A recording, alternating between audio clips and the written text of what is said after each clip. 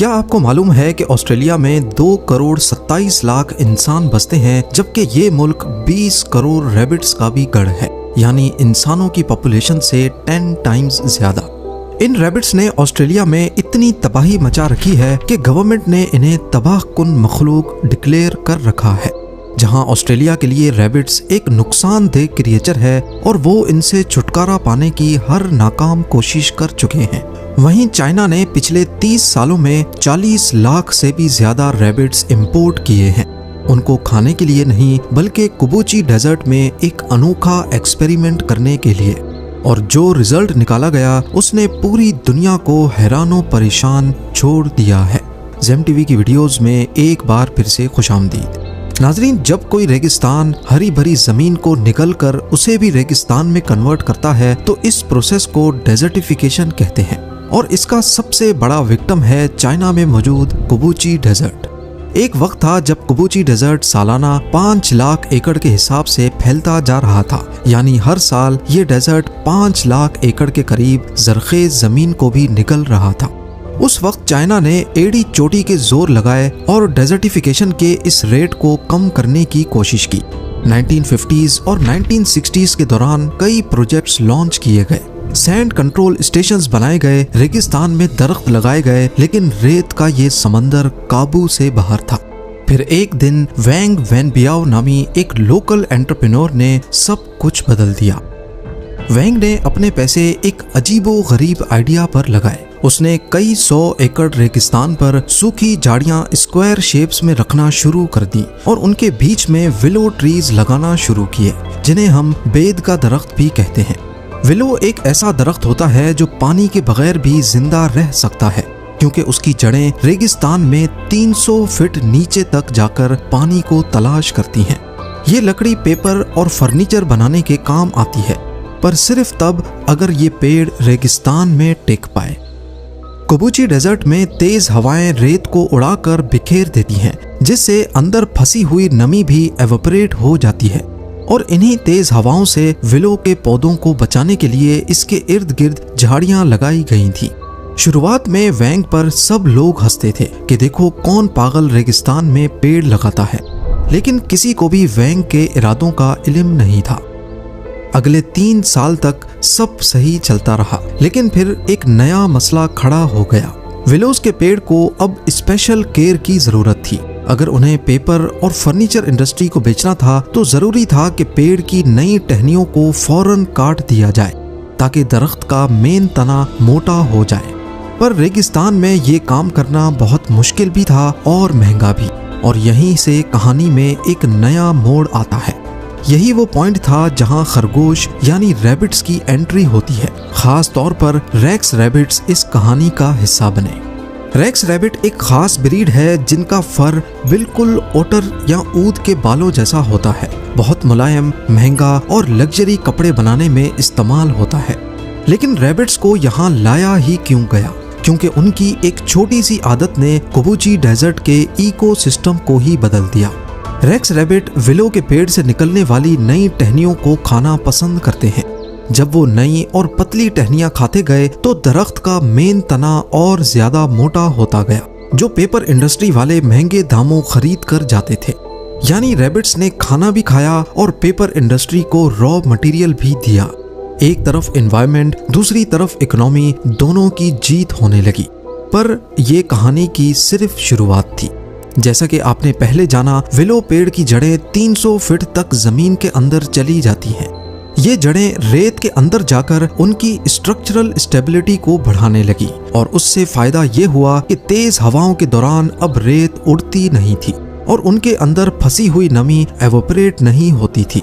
इसी बीच रैबिट्स ने अपना असल कमाल दिखाना शुरू किया। रेक्स रैबिट्स का वेस्ट यानी उनका गोबर फर्टिलाइजर के तौर पर काम आने लगा। चाइना के जीरो वेस्ट सिस्टम में ये भी एक कीमती प्रोडक्ट बन गया।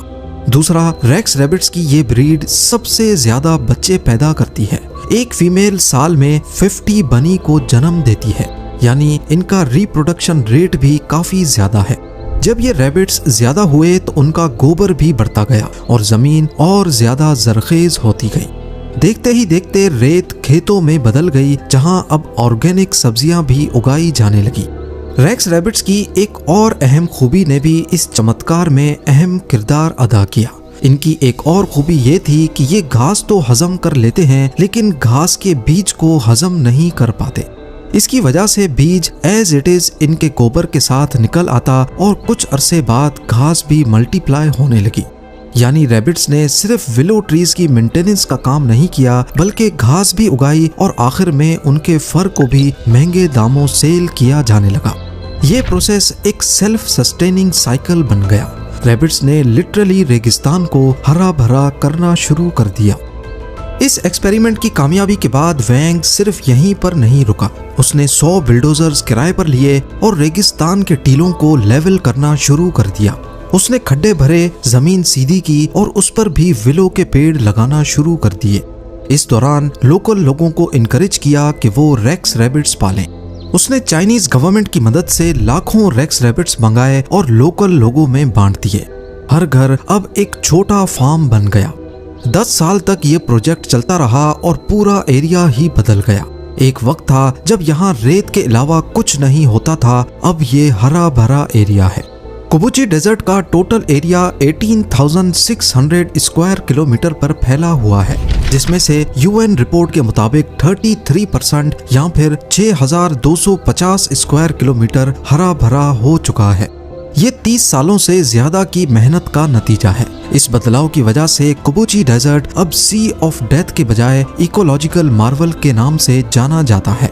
पर यहाँ सिर्फ एनवायरनमेंट ही नहीं बदला, लोगों की जिंदगी भी बदल गई। चाइनीज गवर्नमेंट ने यहाँ 3 अरब युआन की इन्वेस्टमेंट की, जो लगभग $400 मिलियन बनते हैं, और इन पैसों से यहाँ नए गांव बनाए गए और लोगों को रेगिस्तान में नया रोजगार फराहम किया गया। आज यहाँ लाखों एकड़ रेगिस्तान पर लोगों का रोजगार लगा हुआ है। 2000 से ज्यादा फार्म्स चल रहे हैं और हर साल 30 लाख रेक्स रैबिट्स बेचे जाते हैं। एक फार्मर की एवरेज सालाना इनकम $9,600 तक पहुंच चुकी है। यानी जो लोग पहले रेगिस्तान छोड़कर भाग रहे थे, वो अब यहीं पर अमीर बन चुके हैं। एक एस्टीमेट के मुताबिक 10,000 लोगों की जिंदगी बदल चुकी है। 2017 में जब मीडिया रिपोर्टर्स यहाँ पर आए तो उन्होंने देखा कि यहाँ का माहौल पहले से 10 गुना ज्यादा बेहतर हो चुका है। पेड़ पौधे, घास, जानवर और इंसान सब कुछ एक रिदम में चल रहा है। पर यहाँ पर एक सवाल सबके जहन में आ रहा होगा कि अगर रैबिट्स रेगिस्तान को वापस हरा भरा कर सकते हैं तो ऑस्ट्रेलिया में ये खतरनाक क्यों है?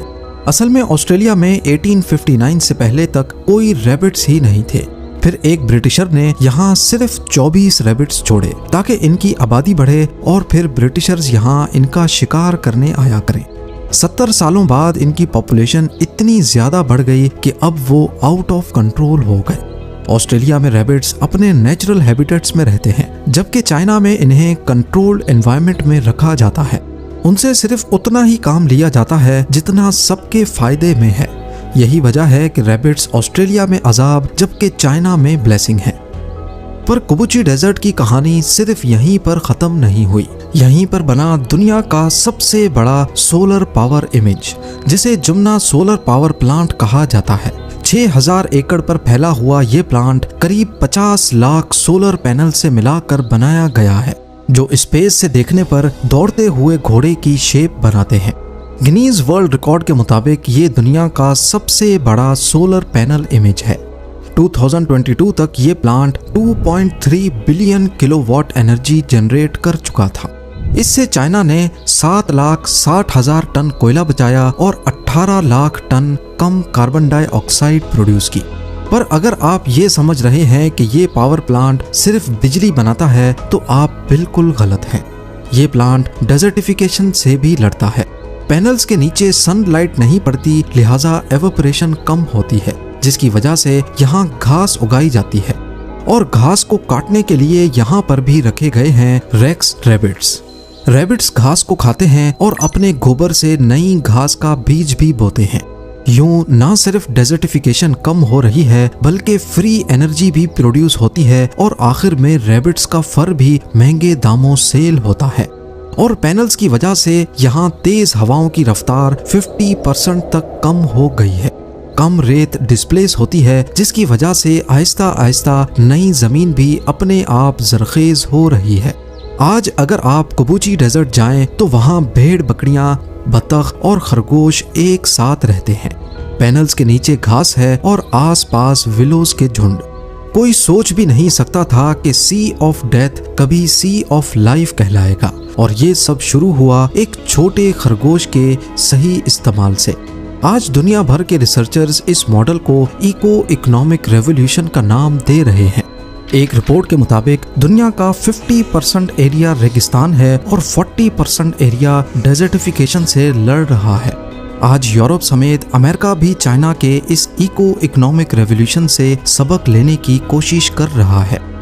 कबूची डेजर्ट का मैसेज साफ है, अगर इंसान और कुदरत मिलकर काम करें तो मौत के समंदर को भी जिंदगी का बागीचा बनाया जा सकता है। उम्मीद है जेम टीवी की ये वीडियो भी आप लोग भरपूर लाइक और शेयर करेंगे। आप लोगों के प्यार भरे कमेंट्स का बेहद शुक्रिया। मिलते हैं अगली शानदार वीडियो में।